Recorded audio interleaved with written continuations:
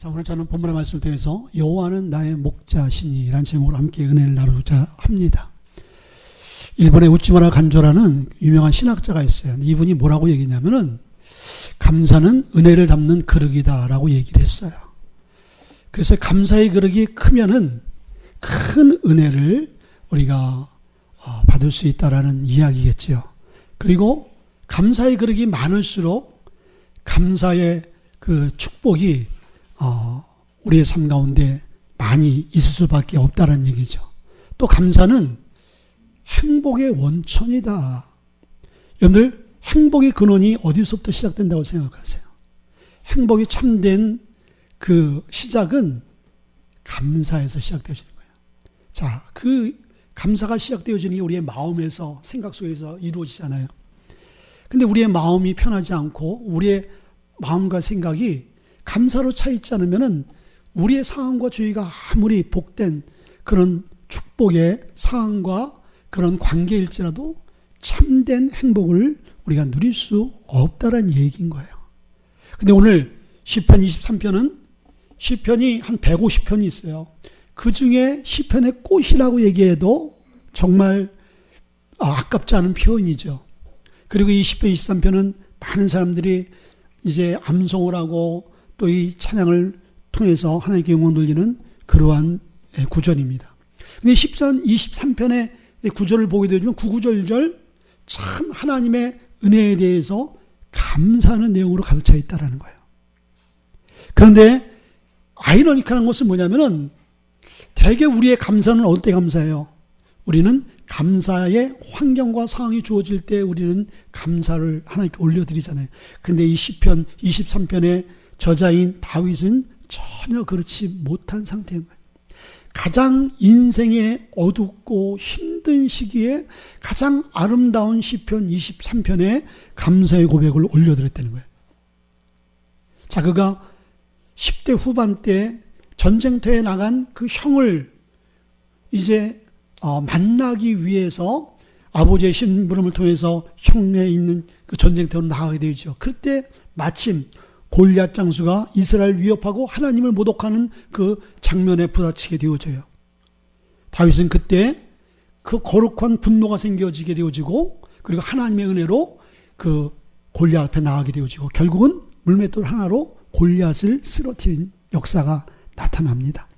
그래서 한순간에 무명의 그 촌에서 자란 목동이 이스라엘의 왕이 될 수 있는 위치까지 올라가게 되어지고 왕의 사위가 되어지는 복을 받게 되어집니다.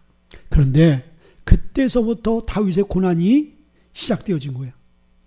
다윗의 인생이 골리앗 사건을 통해서 이제 평강과 축복과 권세의 자리로 딱 쟁취되어지는 것이 아니라 그걸 통해서 고난의 문이 열리기 시작해진 거예요. 자, 사울이 국민들의 여론을 보게 되어지니까 골리앗을 죽인 이 다윗은 만만이고 지금 현 정권을 이제 다스리고 있는 이 사울은 천천히다. 모든 여론과 인기가 다윗을 향해 있는 거예요. 사울은 견딜 수가 없었지요. 마음의 시기와 질투에 마음이 생겨서 다윗을 죽이기로 작정을 합니다. 그때서부터 다윗이 왕이 될 때까지 10년이 넘는 기간 동안 한 번도 발 뻗고 편한 데서 편한 음식을 배불리 먹지 못하고 광야, 그 광야에서 쫓기는 생활을 할 때 가장 절정의 고난의 시기에 이 시편 23편을 썼다는 거예요.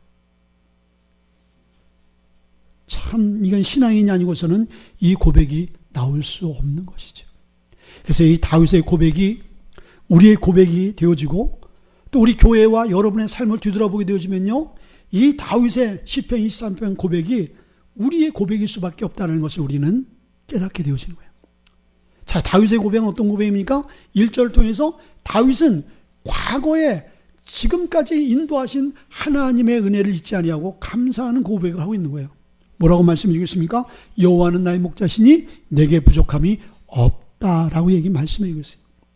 자, 다윗의 과거의 직업은 뭐였어요? 어릴 때서부터 베들레헴이라는 그 시골에 태어나서 그리고 그 이스라엘 백성들도 천히 여기는 목동이었죠. 목동. 자기가 목자로 있으면서 양들을 케어하고 양들을 보호하고 인도하는 그 경험을 통해서 가만 생각해 보니까 하나님이 마침 자기가 양들을 사랑하고 양들을 보호하기 위해서 자기의 몸을 아끼지 않고 그들을 보호하고 그 인도했던 것 같이 하나님이 자기의 삶을 그렇게 인도해 내셨다라는 거예요. 그래서 하나님은 자기의 목자고 자기는 양이라는 것이죠. 양은 부족하고요. 양은 연약하고요. 양은 위험에 노출되어진 거예요.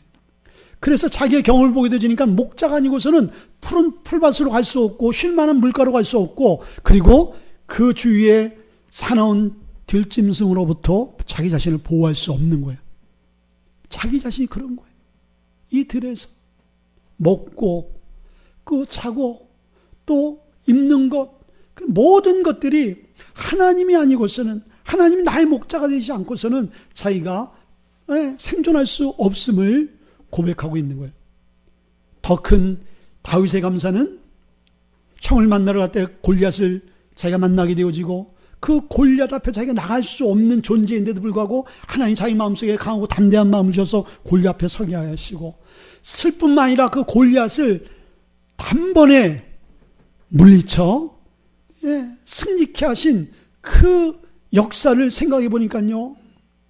나라를 구한 그러한 그 역사잖아요. 자기를 통해서 자기가 무엇인데 무명의 그 촌에 자란 그 청년 이 다윗을 통해서 한 나라를 구원하는 그런 위대한 일을 하게 하신 하나님의 은혜를 생각하니까 너무나 감사한 거예요. 뒤돌아보니까 모든 것이 다 감사했어요. 그런데 다윗의 고백이 여호와는 나의 목자인데 내가 부족함이 없다. 그런데 정말 다윗의 삶이 부족함이 없을까요? 아니죠. 부족함 투성이죠. 부족함 투성인 거예요. 너무나 힘들고 너무나 고통스러운 너무나 불안한 그런 하루를 살아간데도 불구하고 다윗은 분명히 내게 부족함이 없다라고 말씀하고 있어요. 부족함이 없어서 부족함이 없다라고 고백한 것이 아니에요. 부족함이 너무 많지요. 그런데 하나님을 바라보고 하나님 안에 거하게 되어지니까 자기는 부족함 투성이지만은 그 부족함을 채워주시는 하나님이 나의 목자인 것을 알게 되어지니까 부족함이 없다라고 고백할 수밖에 없는 거예요. 지금의 부족함이 인간적인 눈으로 관점으로 봐서는 부족하고 불행한 삶의 현실이지만은 하나님의 관점으로 봐서는 너는 불행한 것이 아니야. 넌 불안하지 않아. 왜? 내가 너와 함께하고 그리고 내가 너를 지키고 있기 때문에 이것을 다윗은 깨닫게 되어진 거예요. 세상 어떤 사람이 자기에 대해서 어떤 평가를 할지라도 그 평가는 중요한 것이 아니라 내가 하나님 안에 거하고 하나님 나와 함께하니까 내가 정말 고백할 수 있는 것은 나는 부족한 사람이 아니야. 부족함이 없기 때문에 부족함이 없다라고 고백한 것이 아니라 부족함이 있어도 그 부족함을 채워주시는 하나님이 내게 언제나 만족함을 주신다는 것을 알고 있다는 거예요. 자, 여러분들 한 예로 여러분 자녀들을 키울 때 자녀들이 뭐가 필요한지 다 아시죠? 나이별로 애들이 성장하면서 장가갈 때까지 자녀들이 무엇이 필요한지 부모들은 다 안단 말이죠. 그러나 자녀들이 무엇이 필요한지를 알면서 필요를 채워줄 것이 있고 필요를 채워주지 말아야 될 것이 있다라는 거예요. 그렇죠? 다윗은 이것을 깨닫게 되어진 거예요. 다윗이 고난의 여정길에서 얼마나 많은 하나님의 앞에 도움을 구하고 하나님의 그 변화와 자기의 삶을 구원할 것을 얼마나 많이 구했겠어요. 근데 그 10년이 넘는 세월을 그 도망자의 삶을 살 수밖에 없었던 것은 결국 다윗이 깨달은 것은 이것이 내게 유익이구나. 이것이 나에게 필요한 이게 하나의 과정이라는 것을 알게 되어졌다는 거예요. 여러분들 기도의 응답, 바로 응답 오는 것도 있어요. 하나님 우리의 필요하기 때문에 바로 응답을 주시는 거예요. 그러나 기도의 응답이 지연되어지고 거절되어질 때도 있어요. 왜 거절되어집니까? 우리로서는 거절되어져서는 안 될 기도의 제목이지만 하나님 편에 봐서는 아니야. 너 지금 이거 받으면은 너에게 유익이 없어. 도리어 너를 망치게 할 수 있는 상황이야. 너 조금 더 힘들고 어렵지만 이 고난의 여정의 길을 가. 너 단단해지고 너 성숙해지고 너에게 유익이 되어져. 그리고 과거를 뒤돌아보면서 너는 분명히 감사하는 존재가 될 거야. 다윗은 이것을 경험한 거예요. 그리고 실제적으로 그런 시간들을 지내오고 난 다음에 과거의 삶을 뒤돌아보니까 역시 하나님은 부족함이 없도록 채워주신 그 은혜가 있었던 거예요. 저와 여러분의 삶, 그리고 또 우리 무지의 교회 뒤돌아보면요, 다 하나님 은혜 아니었어요? 지금 이 자리까지 앉아서 우리가 예배할 수 있는 것은요, 하나님의 은혜인 거예요. 우리 시시때때로 하나님께서 허락해 주시는 부족함이 없는 은혜를 주셨기 때문인 거예요. 과거에 힘든 일이 많았었잖아요. 힘든 사건들이 있었잖아요. 그때는 죽을 것 같은 그러한 마음과 상황이었는데 시간이 지나보면 그것을 다 이겨내고 그 세월들을 다 감당해내고 지금 이 자리에 우리가 서게 되어졌어요. 다윗의 고백인 거예요. 우리는 이 고백을 교회적으로 또 여러분 개인적으로 하나님 앞에 올려드리는 거예요. 두 번째 다윗의 삶의 고백은 뭐예요? 과거에 지켜주신 그 하나님의 은혜를 감사할 뿐만 아니라 현재 고난당하고 있는 현재에도 하나님께 감사하는 고백을 올려드리고 있다는 거예요. 2절에 그가 나를 푸른 풀밭에 누이시며 쉴만한 물가로 인도하시는도다 라고 말씀해 주고 있어요. 자, 여러분들 우리는요, 먼저 과거의 우리의 삶을 회상하며 하나님께서 우리의 삶 가운데 어떻게 인도해 주셨는가를 깨달을 수 있는 은혜가 있어야지만이 감사가 나올 수가 있고, 과거의 삶을 감사하는 자가 되어질 때 현재의 삶에 감사하는 자가 될 수 있다는 거예요. 왜 그렇습니까? 과거는 현재를 이어주는 중요한 다리이기 때문이고요. 또 현재는 미래를 이어주는 다리인 거예요. 그래서 과거도 중요하고요, 현재도 중요하고 미래도 중요해요. 어느 것 하나 빠짐없이 다 중요한 거예요. 근데 과거의 불평과 원망과 낙심 가운데 있는 자는요, 지금의 삶 가운데 절대로 감사할 수 없어요. 지나간 시간들을 뒤돌아보며 감사하는 자가, 감사할 수 있는 자가 지금 어떤 상황 가운데 있을지라도 감사할 수 있는 자로 남는 거예요. 그리고 지금 감사하는 자는요, 앞으로도 감사할 수 있는 자로 우리가 설 수 있게 되어지는 것이에요. 근데 오늘 이 다윗은 감사의 고백이 믿음의 고백으로 선포되어지고 있다는 거예요. 그가 나를 풀밭에 누이시며 쉴만한 물가로 인도하신도다. 지금 풀만한 이 푸른 풀밭에 누워 있는 게 아니잖아요. 그리고 지금 쉴만한 물가로 인도받는 상황이 아니잖아요. 이것은 다윗의 지금 현 그 삶이 얼마나 쉴만한 물과 푸른 그 초장이 자기가 편안하게 잠을 자는 것을 꿈꾸고 있는지 모르는 거예요.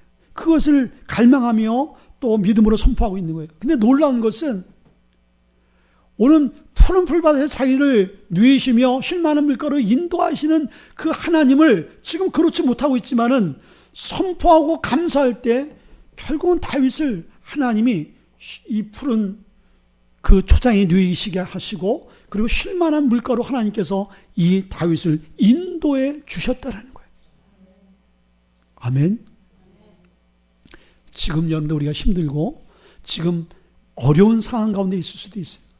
그러나 다윗과 같이 우리가 믿음의 눈을 열어서 나의 고난이, 나의 이 도망자 신세가 나의 지금의 모습이 이 모습으로 끝나지 않는다. 반드시 하나님께서 나를 풍성한 삶으로, 그리고 내가 더 이상 불안해하지 않는 그러한 안전한 삶으로 하나님 나를 세우실 거라는 그런 믿음의 눈을 바라보고 믿음으로 선포하고 있는 거예요. 우리 무지개가 지금까지 그렇게 바라보고 달려왔고, 여러분의 삶도 그렇게 바라보고 나가야 되는 거예요.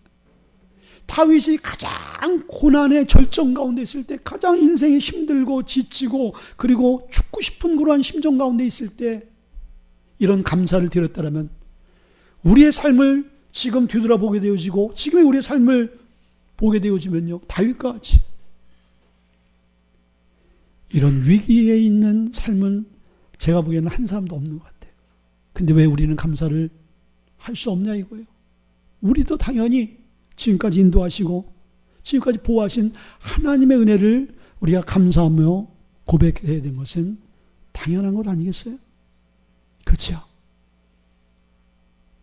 여러분들 지금 감사하세요. 지금 힘들고 어려울지라도 감사하게 되어질 때요, 하나님 우리의 고백대로, 우리의 믿음대로, 우리가 바라보는 대로 되어집니다. 근데 그것이 바라봄의 법칙이에요. 무엇을 바라보느냐에 따라서. 여호수아와 갈렙이 가나안 땅을 하나님께서 허락해 줄 것을 바라보는 그 바라봄의 시선대로, 선포대로 그대로 되어졌어요. 그러나 그것을 바라보지 못하고 그 앞에서 좌절하고 포기하고 절망하는 모습을 바라본 10명의 전탐꾼들은요, 자기들이 바라보고 선포한 대로 다 절망하고 가나안 땅을 정복하지 못하는 그러한 인생이 되고 말았어요. 다윗은 지금 충분히 절망할 수 있는 상황과 조건이 있어요. 그리고 다윗은 이 상황 가운데 불평과 원망과 좌절하더라도 어느 누구도 다윗에 대해서 그 원망과 불평이 잘못됐다 얘기할 사람은 한 사람도 없을 거예요. 다윗 자신도 내가 죄라면은 나라를 구한 것밖에 없고, 내가 죄라면 하나님 주시는 감동에 순종해서 골리앗을 물리친 것밖에 없는데, 내가 하루 이틀도 아니고 한두 달도 아니고 1년 2년도 아니고 10년이 넘는 이 기간 동안 내가 이런 고단과 고통과 두려움 가운데 살아야 될 이유가 뭔가? 라고 충분히 원망할 수 있는데, 낙심할 수 있는데, 다윗은 그 10년이라는 그 기간 동안 한 번도 여호와는 나의 목자라는 것이 있지 않고, 그리고 그 목자가 내게 부족함이 없도록 채워주시는 것을 믿고, 푸른 초장 쉴 만한 물가로 반드시 자기의 삶을 인도하고, 그리고 자기를 지키시고 보호하시고, 사망의 음침한 골짜기를 내가 지금 다니고 있지만은 내가 해를 받지 않을 것을 반드시 믿음으로 바라보는 그 선포가 우리의 선포가 되어야 될 줄 믿습니다. 다윗은 마지막으로 과거와 현재, 미래에 대해서 감사하고 있어요. 5절과 6절에 이렇게 선포해 주고 있습니다. 주께서 내 원수의 목전에서 내게 상을 차려주시고 기름을 내 머리에 부으셨으니 내 잔이 넘치나이다. 내 평생의 선하심과 인자하심이 반드시 나를 따르니 내가 여호와의 집에 영원히 거하리로다. 주께서, 목자 되신 그 주님께서 원수의 목전에서 내게 상을 베풀어 잔치를 베풀어 주실 것이다. 아멘. 원수가 보는 앞에서 내가 잘 되어지는 것을 하나님이 반드시 내 이 고난의 삶을 통해서 하나님이 이루어 주신다는 그 믿음의 고백을 하고 있는 거예요. 그뿐만 아니라 다윗의 고백은 뭐라고 고백해 주고 있어요? 하나님께서 자기의 삶 가운데 그 내 평생의 선하심과 인자하심이 정녕 나를 따르리라고 했어요. 자, 선하심이 뭡니까? 하나님의 선하심. 하나님은 변함없이 가장 좋은 것을 하나님의 자녀에게 주시기를 원하시는 그 마음이 하나님의 선하신 마음인 거예요. 우리를 가장 올바른 것으로, 가장 은혜스러운 것으로, 가장 안전한 것으로, 가장 축복의 것으로 하나님의 자녀를 인도하시는 그 하나님의 사랑. 그 사랑이 자기의 평생의 삶 가운데 함께 한다는 것을 자기 믿었어요. 그리고 하나님의 인자하심은 뭐예요? 다윗이 어떤 상황 가운데 있을지라도, 다윗이 잘된 자리에 있건, 그리고 그 다윗이 곧 실수의 자리에 있던, 변함없이 다윗을 사랑하고 다윗을 붙드시고 다윗을 이끌어 주시는 하나님의 동행을 얘기하고 있는 거예요. 다윗은 이것을 바라본 거예요. 지금만 바라보지 않고 앞으로, 지금 내 미래의 삶도 하나님이 가장 좋은 것으로 내 삶을 채워주실 것이고, 그리고 그 하나님은 내 삶 가운데 끝까지 나와 함께 할 것이다. 그리고 내가 여호와의 집에 영원히 거하리로다. 그것은 뭐예요? 이 땅뿐만 아니라 죽어서 내 영혼까지도 하나님께서 가장 아름다운 곳으로, 영원한 생명으로 나를 이끌어 주신다. 아멘. 여러분들 올해 이러한 다윗의 고백이 있었으면 좋겠어요. 다윗의 감사가 있었으면 좋겠어요. 하나님은 우리의 삶을 지금 이 모습에서 끝내기를 원치 않아요. 하나님 우리의 삶을 점진적으로 마치 계단을 정상을 향해서 올라가듯이 한 발짝 한 발짝 하나님 우리를 세워주시기를 원해요. 자, 우리 무지개교회를 이제 지난 시간들을 뒤돌아보면은 여러분들 뭐라고 얘기할 수 있어요? 우리 무지개교회 역사. 그 오랜 시간 동안 교회가 별로 부흥하지 않았네. 교회가 별로 달라진 게 없네. 뭐 여러 가지 우리가 평가와 이야기를 할 수 있어요. 그러나 우리 교회가 지난 시간을 뒤돌아보며 지금까지 우리의 삶을 보게 되시면 우리 교회는 너무나 감사한 하나님의 발자취, 그것은 하나님이 가장 소원하는 또 우리에게 주신 영원구원의 선교의 비전, 선교의 발자취.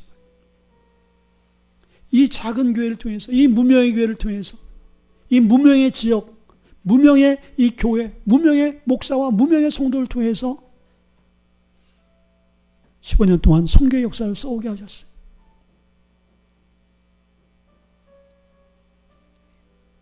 그리고 우리가 5대 6대주를 꿈꾸며 하나님 5대 6대주가 무지개교회 선교의 터전이 될 수 있도록 기도한 그 기도가 지금 우리가 11개국을 섬기고 12개국의 선교사들을 섬기고 그리고 그 외에 많은 선교사님과 협력하고 네트워크하고 기도할 수 있는 그런 교회가 되어진 것은요, 하나님이 우리 교회를 이끌어 주셨고 지금까지 부족함이 없도록 하나님이 인도해 내주신 거예요.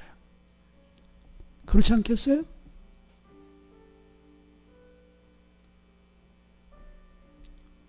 하나님 우리 교회를 이렇게 써주신 거 얼마나 감사한지 몰라요. 우리 이 일에 최선을 다하고 충성된 일꾼이 되어질 때 하나님 반드시 우리 교회를 통해서 정말 부끄러움이 없는 그런 교회와 성도와 삶과 사명을 감당할 수 있는 우리 모두가 될 수 있도록 하나님 인도해 주실 거예요. 그 선교의 역사를 써올 수 있도록 여러분이 헌신해 주시고 지금까지 기도해 주시고 여러분이 하나님의 미랄이 되어졌기 때문에 11개국의 선교사님이라는 분들을 우리가 섬기고 기도하고 함께 나눌 수 있는 은혜가 주어진 거예요. 앞으로도 우리 무지개교회를 통해서 더 큰 선교의 역사를 써가며 이 교회를 통해서 하나님이 정말 하나님이 기억하시고 내가 무지개교회라면은 무지개교회 성도라면은 이 사명을 맡겨주마라고 얘기할 수 있는 건강한 교회, 주님의 마음을 알아주고 주의 마음의 소원을 이루어질 수 있는 저희 교회와 여러분의 삶이 될 수 있게 주의 이름으로 축원을 드립니다. 우리 한번 기도하겠습니다.